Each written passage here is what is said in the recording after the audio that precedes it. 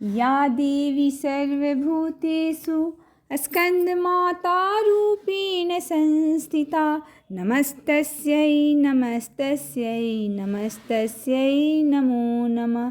सिंहासनगता नित्यं पद्मासीतकरद्वया शुभदास्तु सदा देवी स्कन्दमाता यशस्विनी।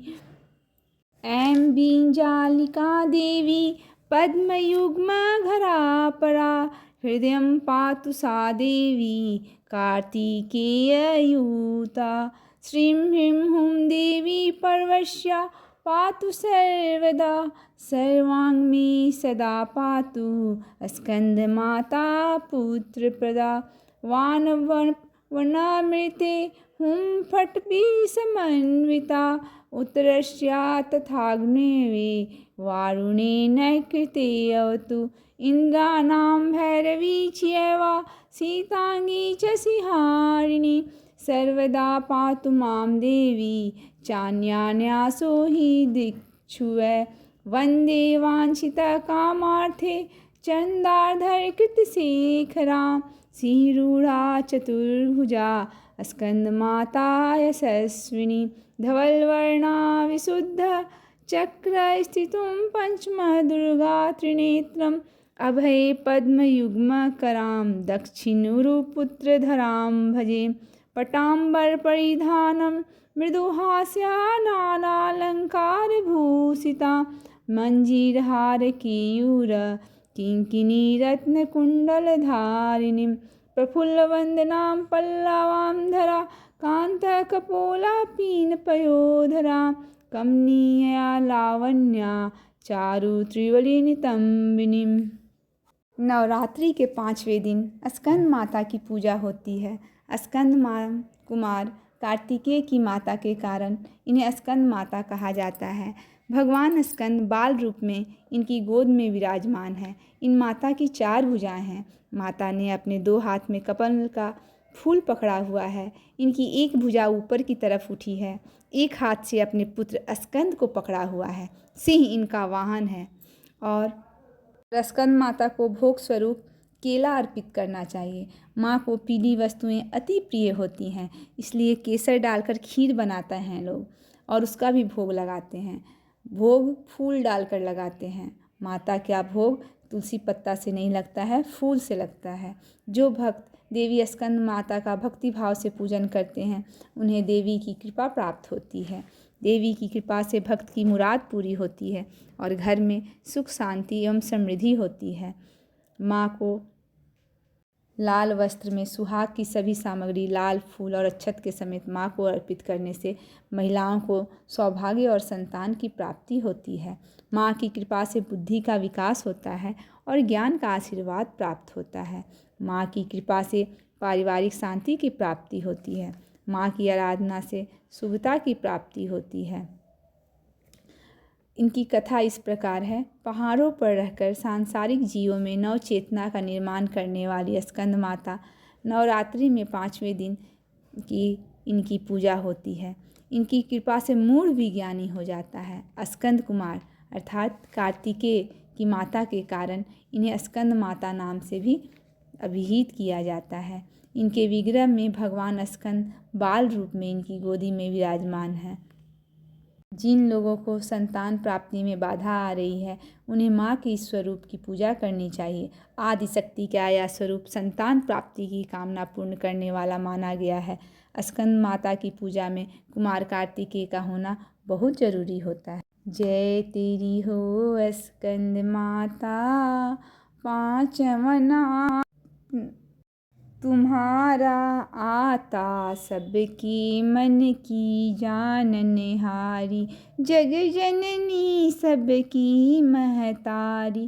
तेरी ज्योत जलाया रहूं मैं हरदम तुम्हें ध्याता रहूं मैं।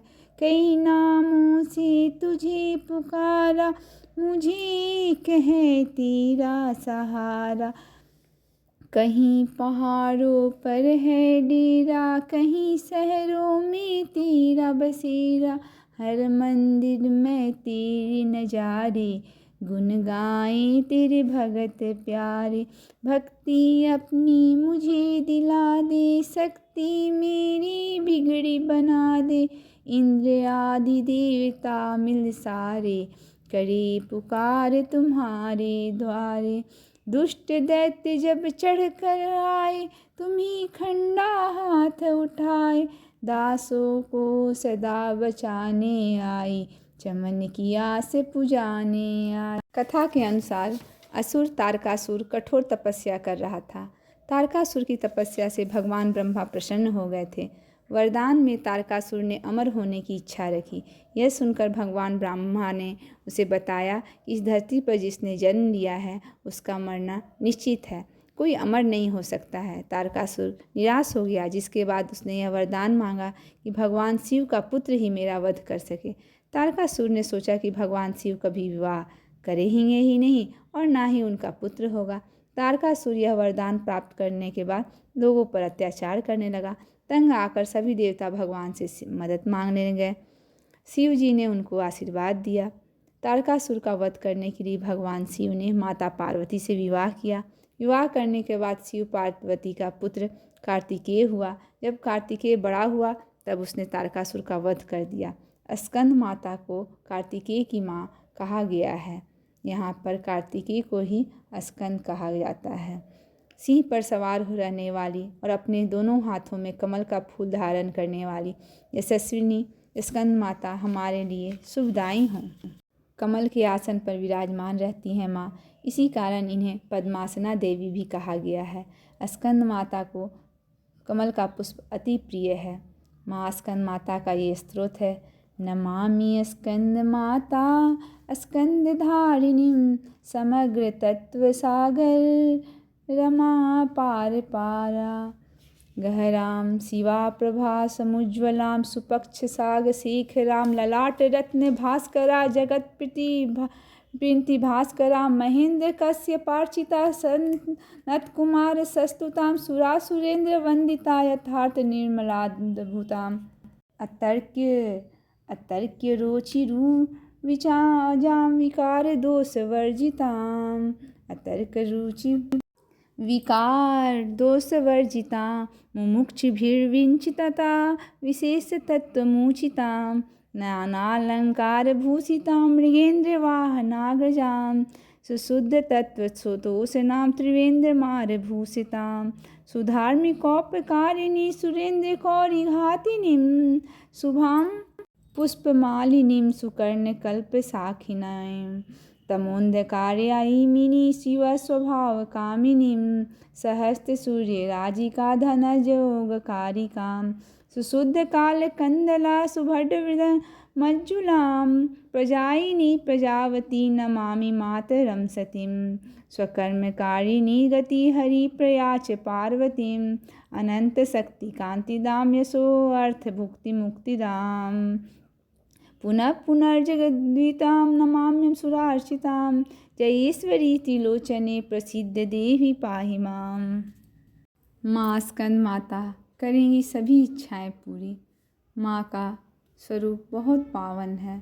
माता का यह रूप सभी सुखों के साथ साथ मोक्ष देने वाला भी है।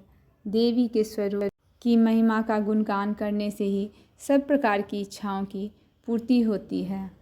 स्कंद माता की साधना से साधकों को आरोग्य, बुद्धिमता तथा ज्ञान की प्राप्ति होती है। इनकी उपासना से समस्त इच्छाएं पूरी होती हैं एवं शांति एवं सुख का अनुभव होता है। स्कंद माता की उपासना से बाल रूप कार्तिकेय की स्वयं ही उपासना हो जाती है।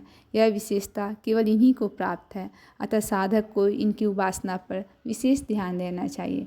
सूर्यमंडल की अधिष्ठात्री देवी होने के कारण इनका उपासक अलौकिक तेज एवं कांति से संपन्न हो जाता है। संतान सुख एवं रोग मुक्ति के लिए स्कंद माता की पूजा करनी चाहिए। दुर्गा माँ के 5वें स्वरूप को इनका नाम कहा जाता है। कार्तिकेय भी नाम भी से भी इन्हें संबोधित किया जाता है।